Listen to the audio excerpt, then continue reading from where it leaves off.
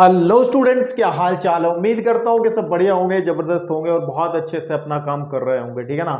तो चलिए अब हम लोग बात करते हैं। आप लोगों को पता है कि क्लास 11th का ये 10वां चैप्टर और जिसकी एक्सरसाइज प्रश्नावली 10.1 का सॉल्यूशन आज करेंगे। लेकिन इस सॉल्यूशन को करने से पहले दो लेक्चर हमने बहुत ही जबरदस्त लेक्चर, इंट्रोडक्शन के लेक्चर्स अपलोड किए हैं। अगर वो लेक्चर्स आपने देख लिए होंगे तो उम्मीद करता हूँ कि वैसे इस एक्सरसाइज के क्वेश्चंस को आप अपने आप ही सॉल्व कर सकते हैं। ठीक है ना। अगर कोई प्रॉब्लम आती है तो इस लेक्चर में आप आए, लेकिन बेहतर ये है कि आप पहले वीडियो को पॉज करके अपने आप, है ना, क्वेश्चंस को करने का प्रयास करें। देन उसके बाद देखें कि आप कितने पानी में हैं, तभी आपको आइडिया होगा कि तुम कहाँ हो कहाँ नहीं हो। ठीक है ना।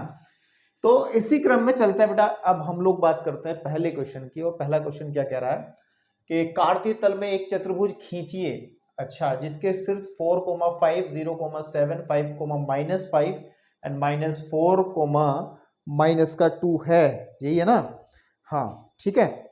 तो और इसका क्षेत्रफल भी हमें बताना है। मतलब क्या है, बिल्कुल बेसिक निर्देशांक ज्यामिति का वो टेस्ट ले रहा है कि आपको आता भी है या नहीं आता।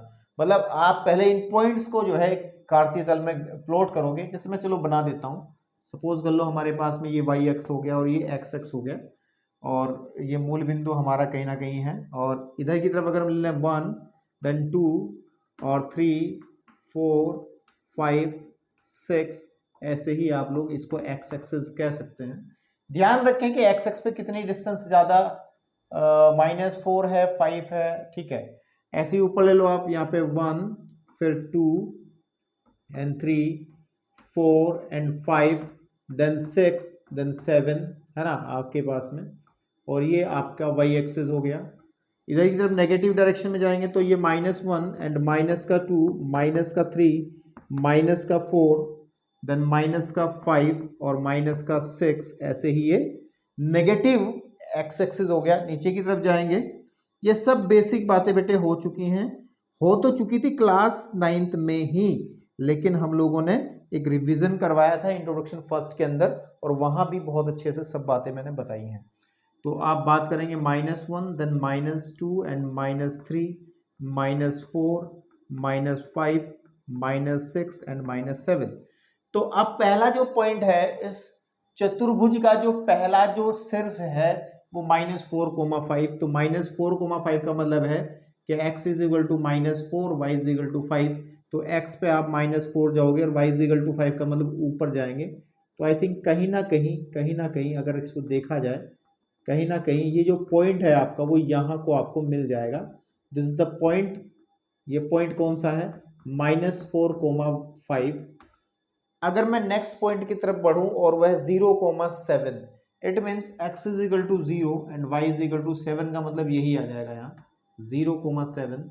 आप क्लास 11th में हो तो आप लोगों से इतनी उम्मीदें मुझे हैं कि ये पॉइंट्स प्लॉट करने आपको आते होंगे, जो कि क्लास 9th में ही हमने सिखाए थे, है ना। और अगर नहीं सीखे थे तो फिर बहुत ही बड़ी भूल आपने की थी। तो बेहतर है कि किसी से क्या, चैनल पर सब अवेलेबल है ना। आप निर्देशांक ज्यामिति का चैप्टर देखिएगा प्लेलिस्ट में जाकर, क्लास 9th, फिर क्लास 10th में भी बहुत सारा काम हुआ है ना।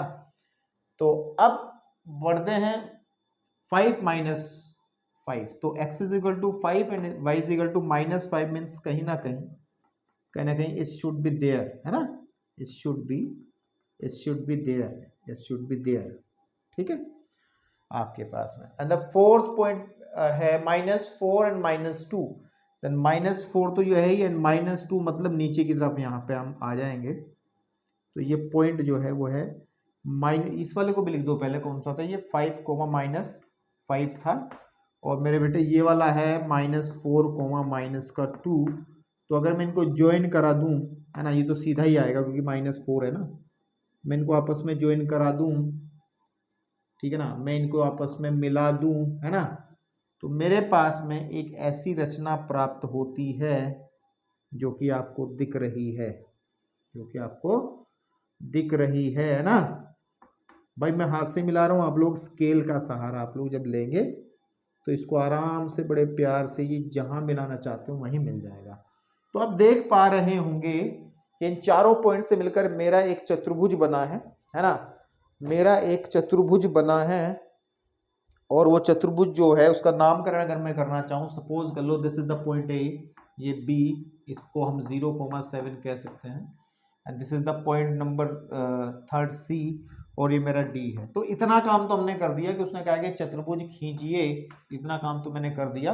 लेकिन दूसरी जो बात है, उसने कहा इसका एरिया निकालो। देखो एरिया निकालने का जो मतलब है, क्षेत्रफल निकालने का आपने जो फॉर्मूला पढ़ा है वो त्रिभुज के क्षेत्रफल को निकालने का फॉर्मूला पढ़ा है। तो कोई बात नहीं भाई, दुनिया में कोई भी चतुर्भुज होता है, कोई भी चतुर्भुज है, अगर हम लोग इसका एक विकर्ण बना लेते हैं कहीं से भी, सपोज कर लो ये, तो दो त्रिभुज बन जाते हैं, एक त्रिभुज ये हो गया, एक त्रिभुज ये हो गया। या अगर कोई इस तरीके से भी चतुर्भुज है, बहुत खराब सा भी है, हमने एक विकर्ण बना लिया, तो दो त्रिभुज से मिलकर के ही एक चतुर्भुज बनता है। इसका मतलब ये है कि दो त्रिभुज जो बने हैं उनका क्षेत्रफल निकाल लेना है और दोनों को जोड़ देना है, ठीक है ना।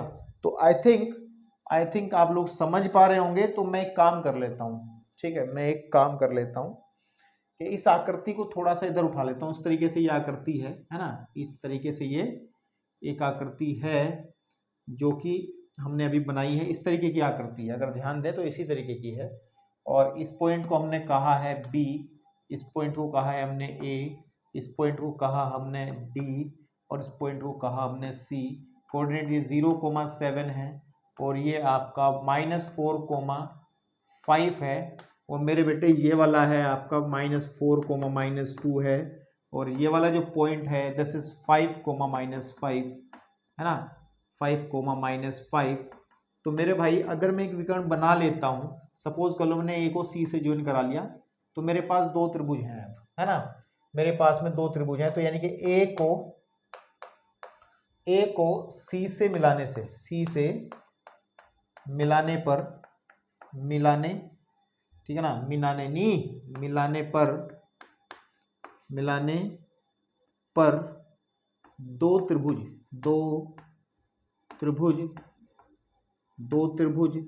कौन कौन से, ए डी सी या फिर ए बी सी, त्रिभुज ए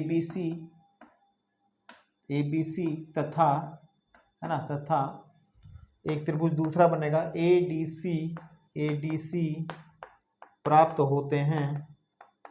होते हैं तब एक बात ध्यान रखेंगे कि जो चतुर्भुज है आपका ए बी सी डी का जो क्षेत्रफल होगा, बेसिकली वो कैसे निकालेंगे आप लोग, वो निकालेंगे कि त्रिभुज ए बी सी का क्षेत्रफल, ठीक है, और प्लस त्रिभुज आपके पास में त्रिभुज ए डी सी का क्षेत्रफल, त्रिभुज ए डी सी का क्षेत्रफल। मतलब मेन काम है कि आप लोग इस वाले त्रिभुज का क्षेत्रफल निकालोगे और फिर मेरे बेटे इस वाले का क्षेत्रफल निकालोगे, दोनों को आप ऐड कर दोगे। और इनका निकालने का क्या टेक्निक है, हम लोगों ने एक फॉर्मूला पढ़ा था, मैंने इंट्रोडक्शन में बताया था कि अगर कोई त्रिभुज हमारे पास में, इसके कोऑर्डिनेट ये x1, y1 है, इसके कोऑर्डिनेट x2, y2 है, और इसके कोऑर्डिनेट x3, y3 है, तो इस त्रिभुज का जो क्षेत्रफल होगा उसको हम कैसे लिखेंगे, उसको लिखेंगे 1/2। एक फॉर्मूला बताया था वहाँ पे कि x1 into plus y1 x2 plus आपके पास में, मैं सही से लिख देता हूँ, x1 into y2 minus y3 plus x2 into y3 minus y1 plus x3 into y1 minus y2। इस फॉर्मूले को आप अप्लाई करने के बाद में, इस फॉर्मूले को आप दोनों ट्रायंगल्स में अप्लाई करें, क्योंकि आप दोनों ट्रायंगल्स के तीनों शीर्षों को जानते हैं, ठीक है। जैसे अगर मैं चाहूं त्रिभुज ए बी सी का क्षेत्रफल निकालना चाहूं, तो मेरे बेटे वो होगा 1/2, है ना। अब मेरी बात सुनो, हम बात कर रहे हैं केवल त्रिभुज ए बी सी यानी कि ऊपर वाले की। तो इस त्रिभुज की बात कर रहे हैं, इसकी, जिसपे मेरा अभी चौक चल रही है ना, ये वाला एरिया है ना।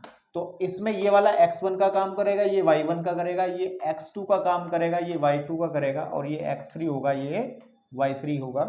तो x1 फॉर्मूला होता है x1, ठीक है ना, 1/2 x1 का मतलब -4 into y2 minus y3, y2 का मतलब 7 माइनस y3 का मतलब है 5, -5, ठीक है ना, आपके पास -5 5, तो मजला ब्रैकेट लगा, क्योंकि ब्रैकेट अंदर आया तो मजला ब्रैकेट लगाना जरूरी है, plus x2 is what, x2 है 0, 0 अंदर की तरफ आएगा, y2 माइनस y3, है ना, y3 minus y1, sorry y3 minus y1, तो y3 is what minus 5 and minus y1 है 5 प्लस x3 है 5 और अंदर की तरफ आएगा y1 माइनस y2 इनके 5 माइनस 7,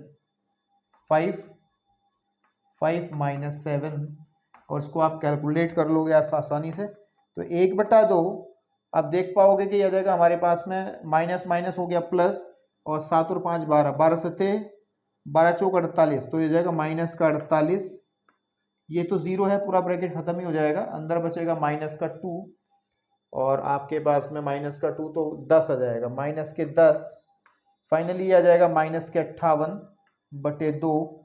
अब माइनस क्योंकि क्षेत्रफल है तो माइनस में तो हो ही नहीं सकता, तो हम माइनस को छोड़ देंगे, तो ये काटेंगे तो हम इसको आ जाएगा 2 और ये आ जाएगा 9, है ना, 28 वर्ग इकाई जो है, सॉरी 29 वर्ग इकाई जो है, वर्ग इकाई मेरे बेटा, इसका एरिया आ जाएगा 29 वर्ग इकाई हमारे पास में, इसका एरिया आ जाएगा इधर वाले का, ठीक है ना, 29 वर्ग इकाई। अब सेम तरीके से मेरे बेटे इसका आप निकालोगे, सेकंड वाले का निकालोगे आप, और जब आप सेकंड वाले को निकालोगे ठीक है ना, तो 29, कहीं मिस्टेक कर दी है क्या मैंने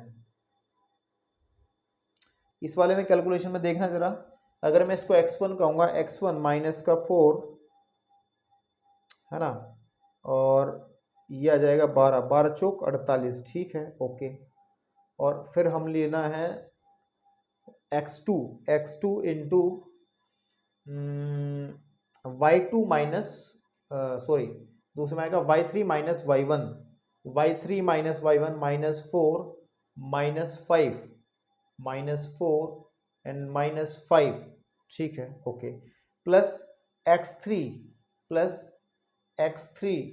इज व्हाट, x3 हमारा बनेगा 5, तो 5 बाहर आ जाएगा, है ना, 5 और y1, ठीक है ना, y1 minus y2, y1 minus y2, तो हमारे पास में आ जाएगा इतना, ठीक है।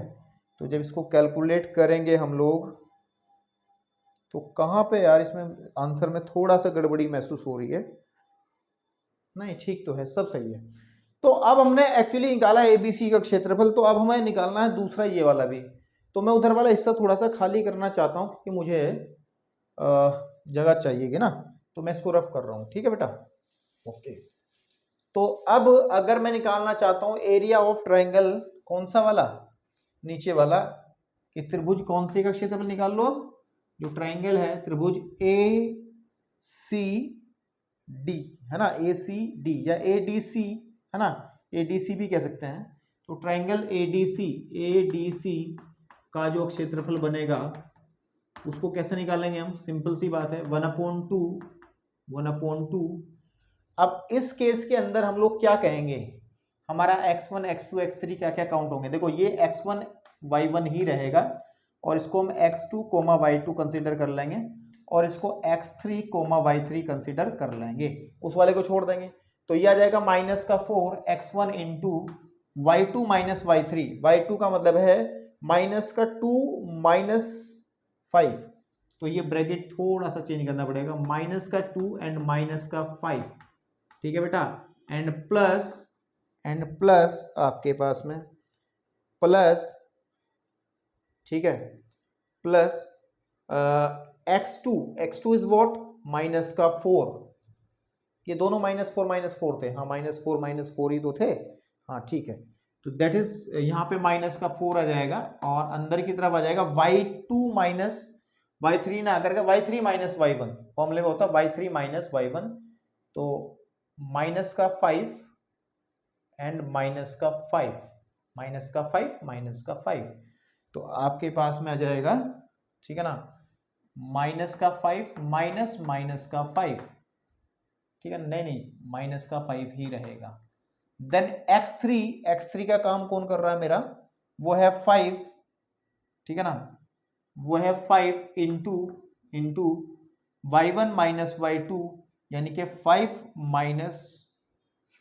माइनस माइनस का 2, तो आप इसको जो है कैलकुलेट कर लीजिएगा। 1/2 अंदर बनेगा माइनस का 4 इंटू प्लस का 3, है ना, प्लस का 3 तो आएगा, देन माइनस का यह हो जाएगा 10, 40 हो जाएगा, प्लस का 40, क्योंकि आपको पता ना 5 और 5 10, माइनस के 10 और 10 चौक 40, फिर आ जाएगा यहाँ पर ये प्लस का 7 और 7 पंजे 35, ठीक है बेटा, 7 पंजे 35। अब इसे लिख लो 1/2, और ये आ जाएगा हमारे पास में माइनस के 12 प्लस के 75, ठीक है ना, आपके पास में तो आ जाएगा 75 घटा लो तो 63 बचेगा शायद, कितना बचेगा 63/2 वर्ग इकाई। तो ये किसका आ गया, इधर वाले का आ गया 63/2 वर्ग इकाई। तो टोटल एरिया जो हमारा निकालना है, तो चतुर्भुज जो मेरे पास में है, चतुर्भुज ABCD का जो एरिया है वो दोनों को जोड़ करके बनेगा, यानी कि 29 प्लस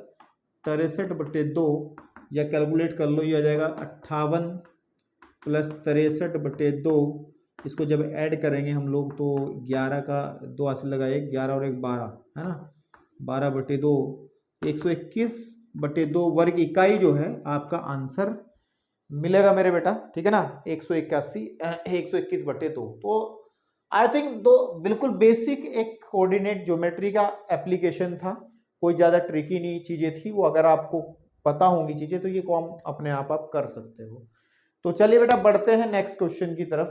चलिए क्वेश्चन नंबर 2 भी एक बेसिक क्वेश्चन है, ज़्यादा ट्रिकी नहीं है, और इन क्वेश्चंस को देने का मतलब ये है कि आपकी प्रैक्टिस हो जा रही है बढ़िया, जो आपने सीखा है 9th और 10th में, क्योंकि वो अब अपने चैप्टर का रंग जो है अगली एक्सरसाइज से दिखाना शुरू करेगा सरल रेखा का, तो उससे पहले जो चीज़ें हैं वो क्लियर हो जाएं तो बढ़िया है। तो उन चीज़ों को क्लियर करने के लिए अच्छे अच्छे क्वेश्चन इन्होंने दिए हैं, ठीक है, ताकि आपको अच्छे से कार्तीय तल और कोऑर्डिनेट ज्योमेट्री का पता चल जाए। तो ये कह रहा है 2a भुजा कि किसी समबाहु त्रिभुज की भुजा जो है 2a लंबाई की है।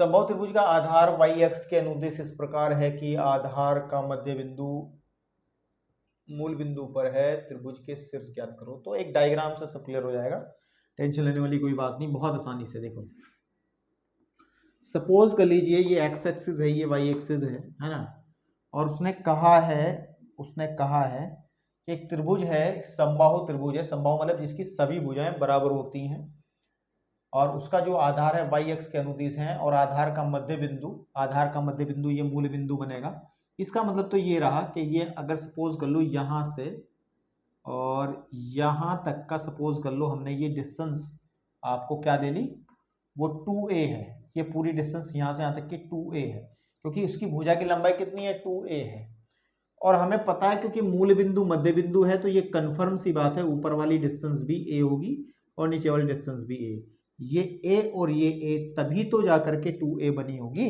है ना।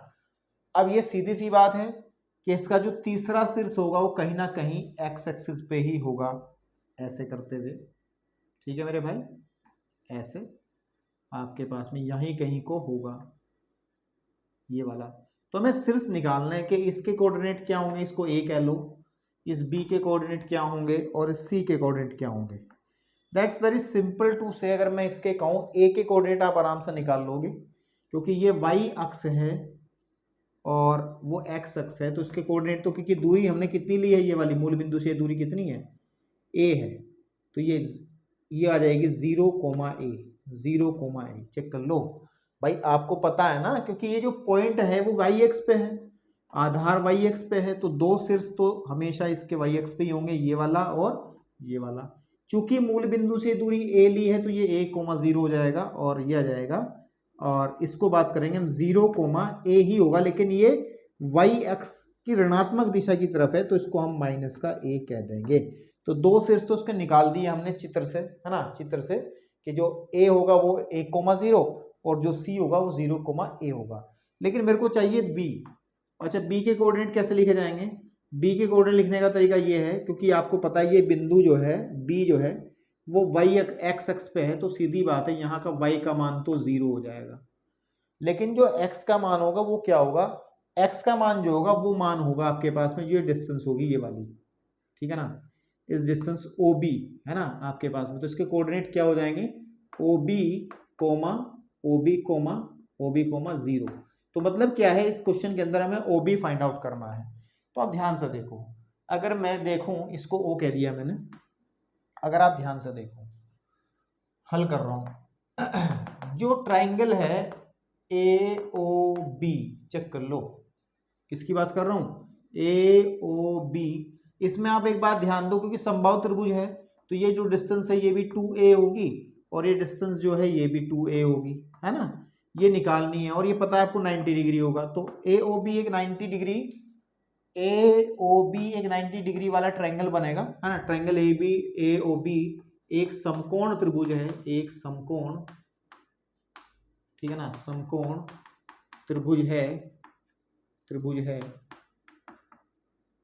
त्रिभुज है, ठीक है ना, जिसमें जिसमें हम पाइथागोरस लगा सकते हैं, और हम पाइथागोरस के हिसाब से अगर मैं ओ बी का स्क्वायर निकालना चाहता हूँ, should be equal O A B का स्क्वायर, ए बी का स्क्वायर माइनस ए ओ का स्क्वायर। समझे नहीं आप भाई, पाइथागोरस पर में ये तो कहती है कि इसका वर्ग प्लस इसका वर्ग कर्ण के वर्ग के बराबर हो, लेकिन अगर आधा इसका वर्ग निकालना पड़ेगा तो इसके वर्ग में से इसका वर्ग घटाना पड़ेगा।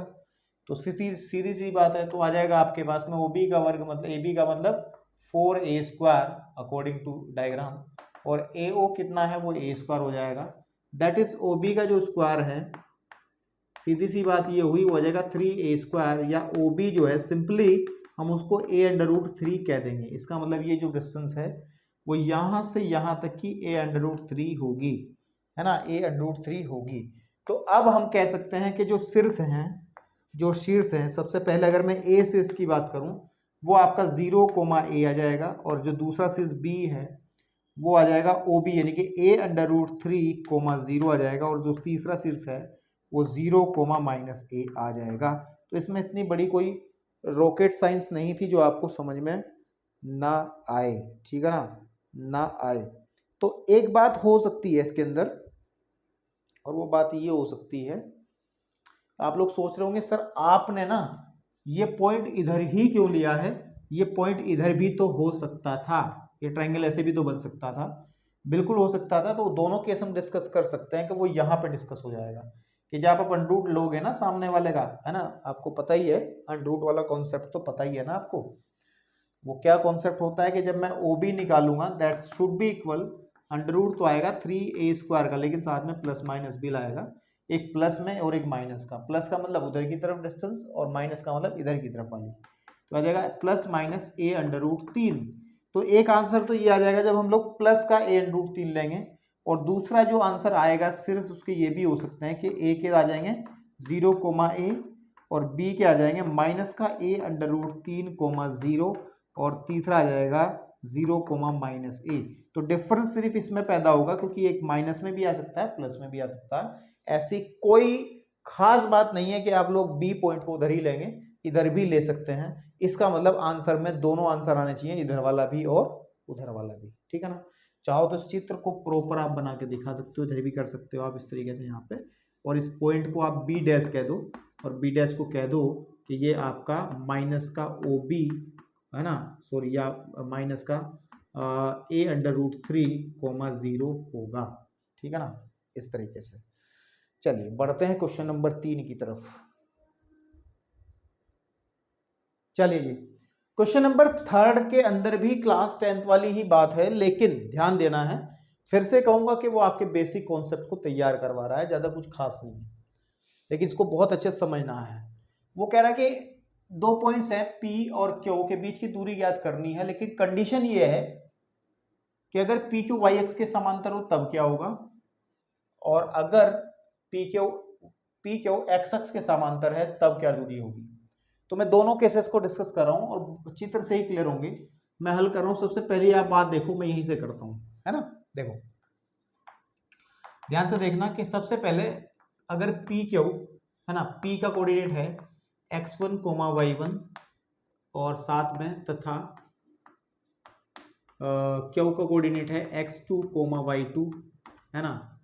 तो ध्यान दो जरा, मेरी बात सुनो आप, मेरी बात आप लोग सुन लो, अच्छे से समझ आ जाएगा आराम से, और बहुत सारे दिमाग की बत्तियां जला के चला जाएगा ये क्वेश्चन, ठीक है।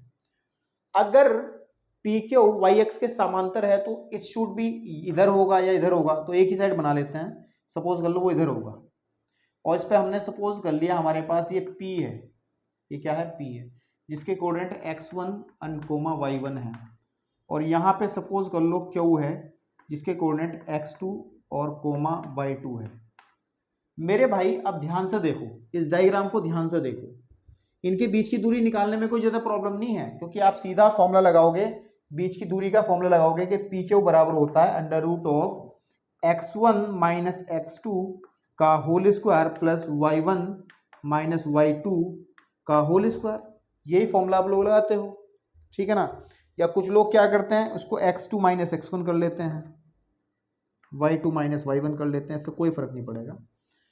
लेकिन जो समझने वाली बात है, आप ध्यान दो जरा, अगर मैं बात करूं, क्योंकि ये रेखा जो पी क्यू रेखा है वो वाई एक्स के समांतर है, ये हमारा मूल बिंदु है, तो हमेशा ये वाई एक्स से समान दूरी पर रहेगी। यहाँ से डिस्टेंस ये कितनी है, इस पॉइंट के हिसाब से मैं देखूँ ये डिस्टेंस x1 है या नहीं है। आप मेरी बात सुनो, अगर इसके कोऑर्डिनेट इस p के निर्देशांक x1 y1 है, तो ये सीधी सी बात है कि ये दूरी x1 हो जाएगी, ठीक है ना, और ये वाली y1 हो जाएगी, इससे कोई मतलब नहीं, नीचे वाली हो जाएगी y1, नीचे वाली हो जाएगी y1, या छोड़ो हमें नहीं पता क्या है। इस पॉइंट के कॉरस्पॉन्डिंग बात करूं तो ये जो दूरी है, ये दूरी ये कितनी हो जाएगी, x2 हो जाएगी। और चूंकि आपको पता है जो आपके पास में पी क्यू लाइन है वो y अक्ष के समांतर है, इसका मतलब है कि x1 x2 के बराबर होना चाहिए। समांतर तो तभी होंगी जब ये दूरी और ये दूरी हमेशा समान रहेंगी, है ना। तो यहाँ पे लिख सकते हैं, चूंकि x1 is equal to x2 है ना, ये लिखें, चूंकि पी क्यू समांतर है वाई एक्स के, है ना, वाई एक्स के, तब ये कन्फर्म है कि जो x1 है that should be equal to x2, ये दोनों बराबर होंगे। और उनको सपोज कर लो कोई कांस्टेंट डिस्टेंस k कह लो, आप k कह लो, है ना। तब मैं दूरी निकालना चाहूँ, तब पी क्यू जो निकलेगी, इनके बीच की दूरी जो निकलेगी वो कैसे निकलेगी, इस फॉर्मूले से निकलेगी। x2 माइनस x1 इन दोनों की जगह k भर दो, k माइनस k का whole square plus y2 minus y1 का whole square, that is P Q is equal आ जाएगा, ये तो जीरो हो गया, y2 माइनस y1 के होल स्क्वायर का अंडर रूट। और आपको पता है कि P Q y2 minus y1 हमेशा पॉजिटिव क्वांटिटी आएगी, तो हम इसको मोड में लिख देंगे, तो y2 माइनस y1। भाई देखो सीधी बात है, पी क्यू जब भी दूरी आएगी वो हमेशा एक पॉजिटिव चीज ही आएगी, तो हमने इसको निरपेक्ष मान मोड में लिख दिया। मोड का आपको पता ही है कि ये अगर -3 है तो इसको 3 बना के छोड़ेगा, तो इसके बाद हम सीधा ये लिख सकते हैं कि पी क्यू जो बनेगी वो y2 माइनस y1 बन जाएगी। इन दैट केस अगर हमारे पास में पी क्यू वाई एक्स के समांतर हो। अब चलिए बात करते हैं दूसरे केस की, केस नंबर सेकंड केस के अंदर क्या कहा है, एक डायग्राम से ही क्लियर करेंगे हम लोग। सपोज कर लो इस बार पी क्यू ये है, पी क्यू कहा है एक्स अक्ष के समांतर, और सपोज कर लो यहाँ पे P है और P के कोऑर्डिनेट x1 y1 है, यहाँ पर हमारा Q है और इसके कोऑर्डिनेट x2 y2 है। तो आप सीधी सी बात है, अगर PQ समांतर है x अक्ष के, तो ये कन्फर्म सी बात है कि ये डिस्टेंस है, ये वाली डिस्टेंस और ये वाली डिस्टेंस, ये दोनों दूरियां, ये मूल बिंदु है, ये दोनों दूरियां बराबर होंगी। ये दूरी देखी जाए तो ये y1 है और ये वाली दूरी इस पॉइंट के हिसाब से देखा जाए तो y2 है। y1 बराबर y2 होगा, इसको कुछ कांस्टेंट कह लो, सपोज कर लो इसको हमने कह दिया m, क्या कह दिया m। तब पी क्यू का फॉर्मूला अगर लगा लिया जाए तो दैट इज इक्वल टू, है ना, that is equal to x2 minus x1 का whole square plus y2 minus y1 का होल स्क्वायर। और अगर मैं सॉल्व कर लूँगा that is equal to x2 minus x1, मतलब हमें जो का तो ही रखना पड़ेगा क्योंकि इसका कुछ नहीं करना, प्लस y2 y1, ये दोनों को हमने m लिखा है तो m माइनस m, और जैसे ऊपर लिखा है मैंने ऐसे ही पी क्यू की वैल्यू यहाँ भी mode of x2 minus x1 बन जाएगी इजीली, ठीक है ना। Mod of x2 minus x1 बन जाएगी इजीली। तो ये था आपका क्वेश्चन नंबर 3। चलिए बढ़ते हैं क्वेश्चन नंबर 4 की तरफ। बड़े टेक्निकल हैं, बड़े अच्छे समझने लायक सवाल हैं जो बात है। चलिए जी, क्वेश्चन नंबर 4 क्या कह रहा है? 4 बड़ा सरल सवाल है और कह रहा है कि एक्स एक्स पर एक पॉइंट ज्ञात करना है, बिंदु ज्ञात करना है जो बिंदु ये और बिंदु ये से समान दूरी पर हो। तो सबसे पहली बात तो समझ लो, अगर हमारे पास सपोज कर लो एक्स एक्स पे कहीं भी कोई पॉइंट लेते हैं तो हमेशा याद रखते हैं वो एक्स कोमा जीरो टाइप का होता है, क्योंकि वाई की वैल्यू यहाँ पर जीरो होती है। वाई अक्ष पर चली गई दूरी बिल्कुल जीरो होती है ना। ये वाला कोटि, भुज और कोटि होता है ना, भुज पहला और कोटि दूसरा। आपको पता है कोटि क्या होता है? कोटि होता है एक्स अक्ष से दूरी, है ना। लेकिन जब वो एक्स अक्ष पर ही है तो एक्स अक्ष से दूरी जीरो, तो यानी कि ये वाला पॉइंट हमेशा एक्स अक्ष पे जब भी कोई पॉइंट लेते हैं तो वो एक्स कोमा जीरो टाइप का होता है। यानी कि जैसे मैंने 7,0 लिखा तो ये अब पूछा जाए ये कहाँ है, क्योंकि इसमें y का मान जीरो है, यानी कि कोटि इसमें जीरो है, तो इसको हम कहते हैं ये एक्स अक्ष पर है। ठीक है, तो हम मान लेते हैं, माना, ठीक है ना, क्या मान लेते हैं, माना, ठीक है ना, माना एक्स अक्ष पर कोई बिंदु हम अपनी तरफ से मान लेते हैं, ठीक है, बिंदु p कोमा जीरो है। p क्या लें, या फिर आप ऐसे कर लो k कोमा जीरो है, k कोमा जीरो है। और इस पॉइंट को मैंने कह दिया ये है ना p कह दिया, कोई बिंदु p ऐसा है जो a पॉइंट कह दिया मैंने 6,0, ये वाला है ना 6,7,0, तथा इसको मैं कह दे रहा हूँ b पॉइंट। b चित्र में दिखाने की जरूरत नहीं है, इसको चित्र में दिखाने की जरूरत नहीं, ये अपने आप ही सरल सवाल है, ऐसे ही हो जाएगा बिना चित्र के। इस पॉइंट से इस पॉइंट को मैंने a कह दिया, इस वाले पॉइंट को मैंने b कह दिया, से समान दूरी पर है, समान दूरी पर है, ठीक है ना।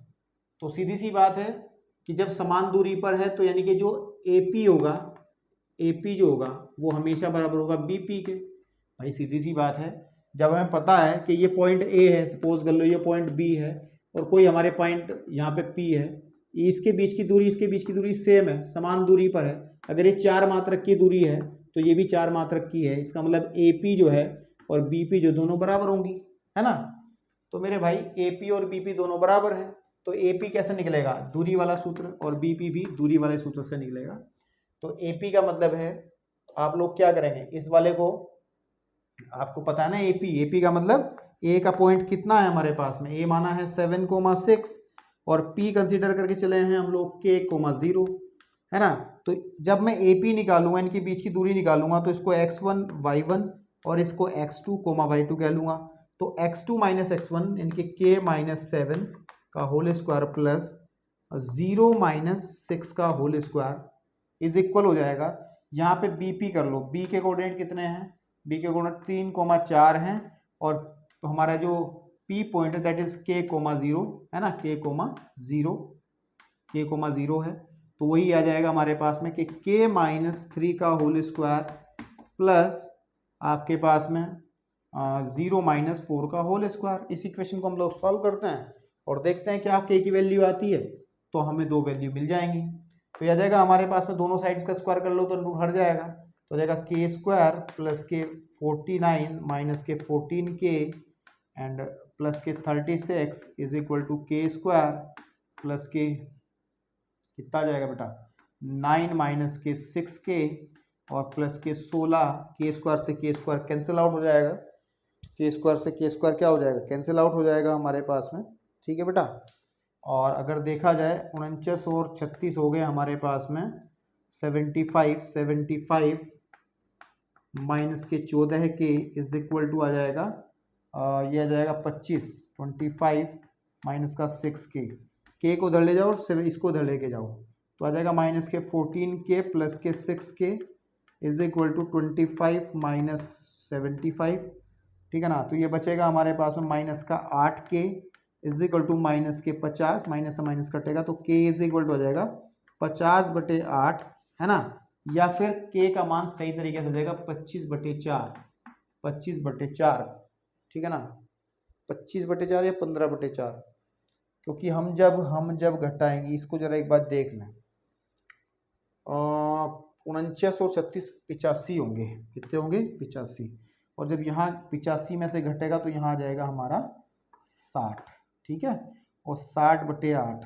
60/8, ठीक है ना, 60/8, और 60/8 को हम कैसे काटेंगे, 60/8 को हम काटेंगे 4 से काटो, 15 चौक 60 और 4 दूनी 8, तो k की वैल्यू आ जाएगी 15/2। अतः जो बिंदु बनेगा, अतः जो वो बिंदु बनेगा, जो हम लोगों को बिंदु निकालना था, वो बिंदु जो दोनों बिंदुओं से समान दूरी पर था, वो हमने माना था k, 0। अतः जो बिंदु होगा वो बनेगा 15/2 और 0। ये आपका आंसर आ जाएगा, ठीक है ना। तो वो पॉइंट जो रहेगा वो 15/2, 0 रहेगा, ठीक है ना। तो चलिए अब बढ़ते हैं क्वेश्चन नंबर 5 की तरफ, ताकि इसको निपटाया जा सके, जल्दी से इस एक्सरसाइज को फिनिश किया जा सके बेटा।